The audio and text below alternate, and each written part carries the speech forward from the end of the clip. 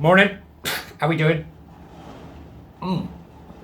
March start for the new winning mindset, creating warriors. Please do come along and join us. It'd be fantastic to have you as part of the team.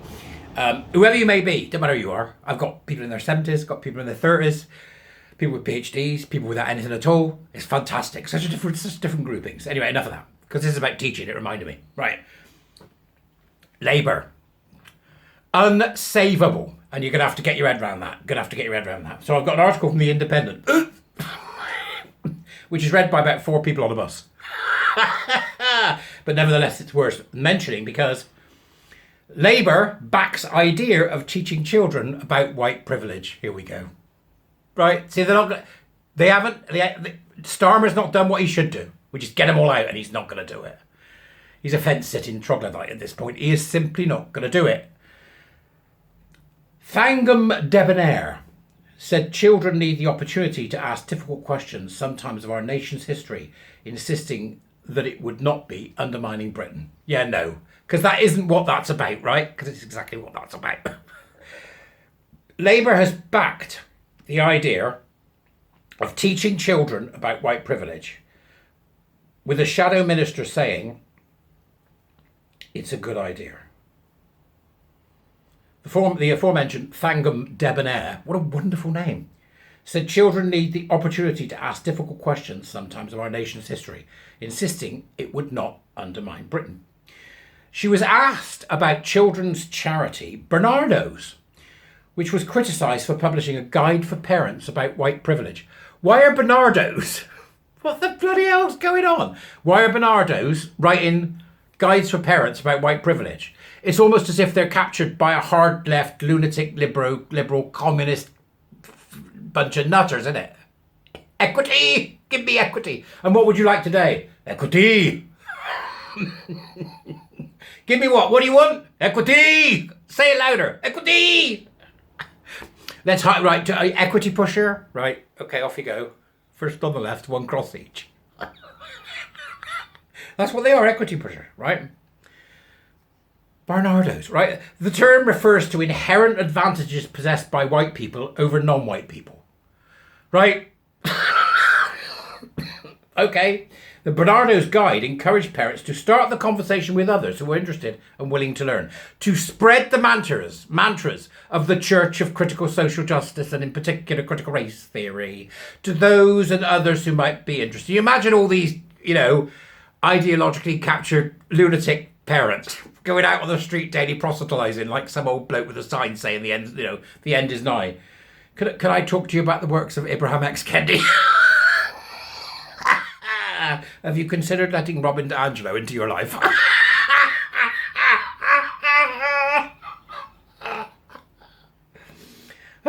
Can I just quote to you from the words of Rene Edo Lodge?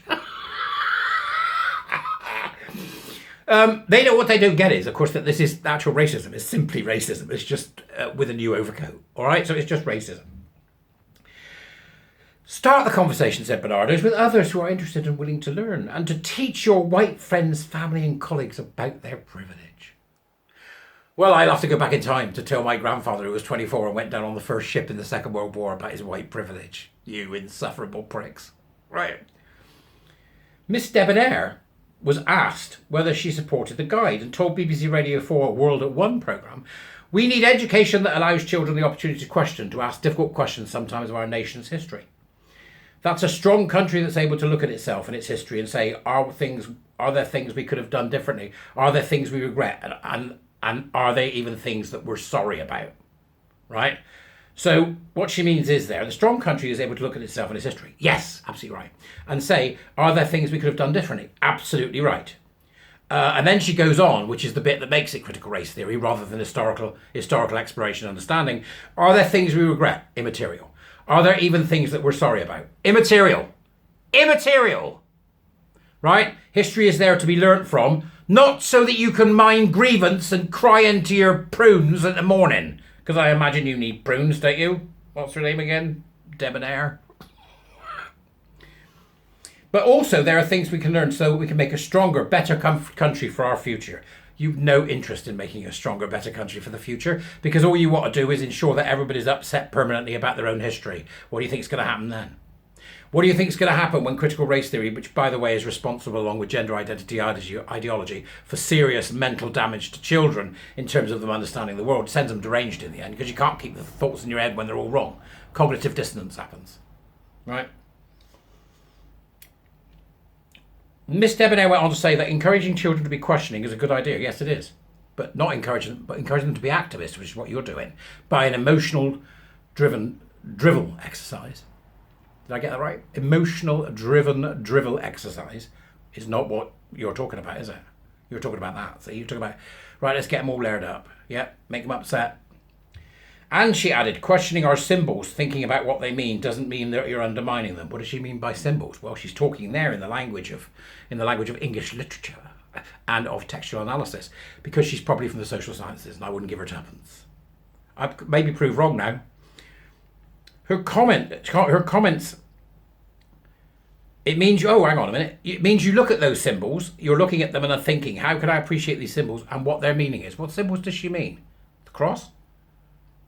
What symbols does she mean? Churchill?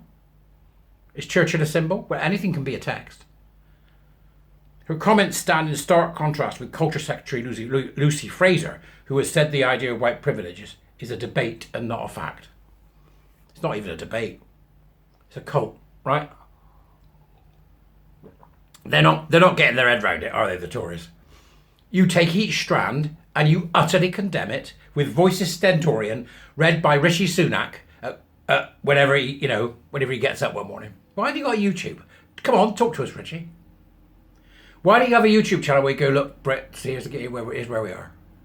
Look, folks, here's what's going on. Let me tell you about this because it's crap. Right, why haven't you got one? She continues, this is Miss Fraser, there is a lot of debate in the country. We should be able to have those debates. We should be able to have those open discussions, but you shouldn't be teaching things as fact that are debates. Outspoken backbench Tory MP Jonathan Gullis went further, saying, anyone using the term should be reported to the Home Office as an extremist. I'm with Jonathan. It's that simple. Right now, everybody will go, Gull's a nutter. Gullis is a nutter. Gullis, that's a great name as well. These people with wonderful names. He said anti-racism camp. The Independent in 2021 obtained a leaked recording in which Mr. Gillis said anti-racism campaigners using the term should refer to the government's Prevent programme, which is meant to track down potential terrorists. Miss Debonair's embrace of the sometimes controversial term came as Labour attacked the Tories for engaging in a constant culture war. You don't know whether you've seen Starmer Wimbledon on yet. In a bid to stoke division ahead of this year's general election. I mean, the left talking about stoking division. It's absolutely surreal. Critical race theory doesn't stoke division. Gender identity ideology doesn't stoke division. Queer theory doesn't stoke... Let that be in the minutes. On behalf of the committee... They're nutters. Absolute nutters, right? Labour leader Keir Starmer used the speech to set his opposition to years of the Conservatives waging war on institutions such as the National Trust and the Royal National Lifeboat Institution. You couldn't make it up.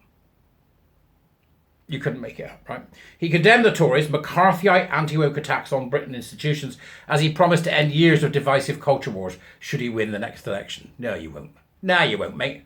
Miss Debonair was asked whether it marked a change of footing for Labour, but insisted the party has always wanted to defend our national institutions, whether that is the National Trust or the BBC.